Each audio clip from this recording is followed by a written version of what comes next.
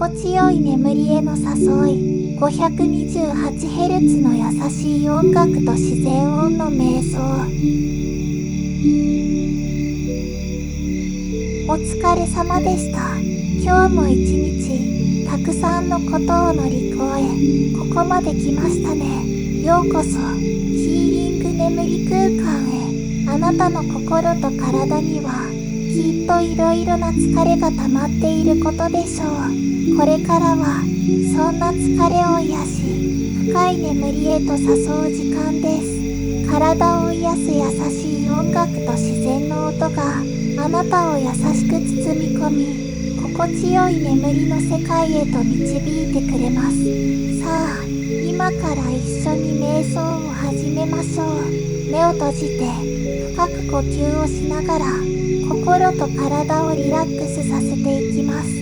ゆったりとした気持ちで私の声と音楽に耳を傾けてください。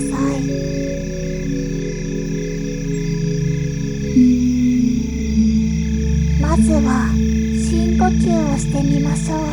鼻からゆっくりと息を吸い込んでお腹が膨らむのを感じます。そして口からゆっくりと息を吐き出します。この呼吸を繰り返して徐々にリラックスしていきましょう。吸う息とともに新鮮な空気があなたの体を満たし、吐く息とともに疲れやストレスが体から抜けていくのを感じてください。あなたの呼吸が深くゆったりとしたものになればなるほど心と体の緊張が解けていきます。今この瞬間に意識を集中させ、過去の出来事や未来の心配事から解放されましょう。今夜はあなた自身を癒すための時間です。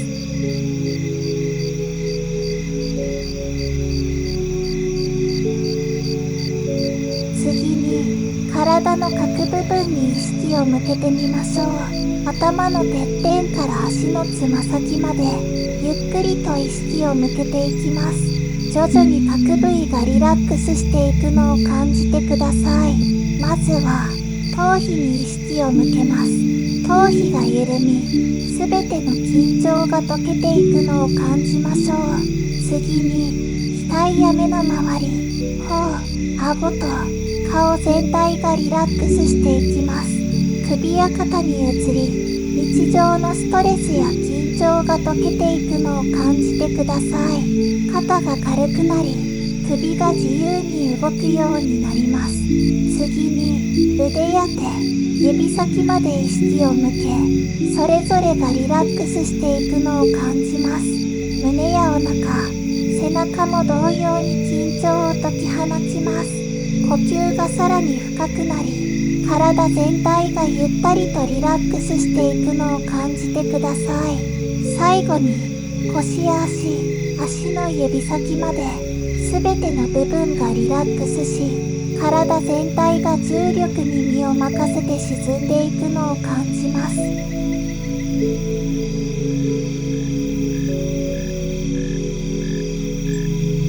体全体がリラックスしたら、次に心の中に意識を向けましょう。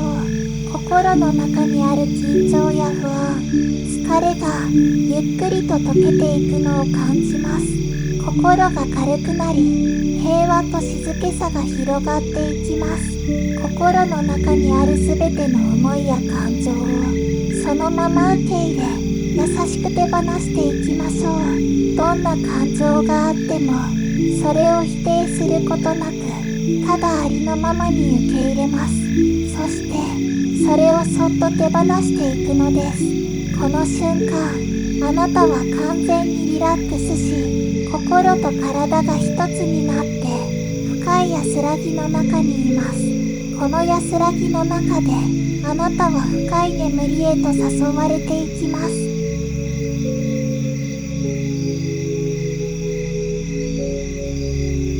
優しい音楽と自然の音があなたをさらに深いリラックスへと導いてくれます。自然の音がまるで優しい手のようにあなたを包み込み、心地よい眠りの世界へと誘います。鳥のさえずりや風の音、水の音があなたの心と体を優しく撫でていくのを感じてください。これらの自然の音があなたの心を穏やかにし、深い眠りへと誘います。心と体の調和を取り戻し、深い癒しをもたらします。この音楽があなたの中にあるすべての緊張を溶かし、深い安らぎと平和をもたらします。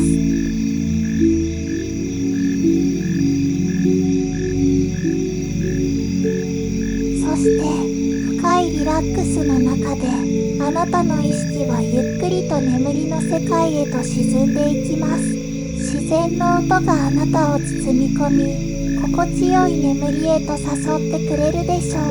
今夜は心地よい眠りを迎え、朝にはさらにリフレッシュされた気持ちで目覚めることができるでしょう。おやすみなさい。素晴らしい夢を。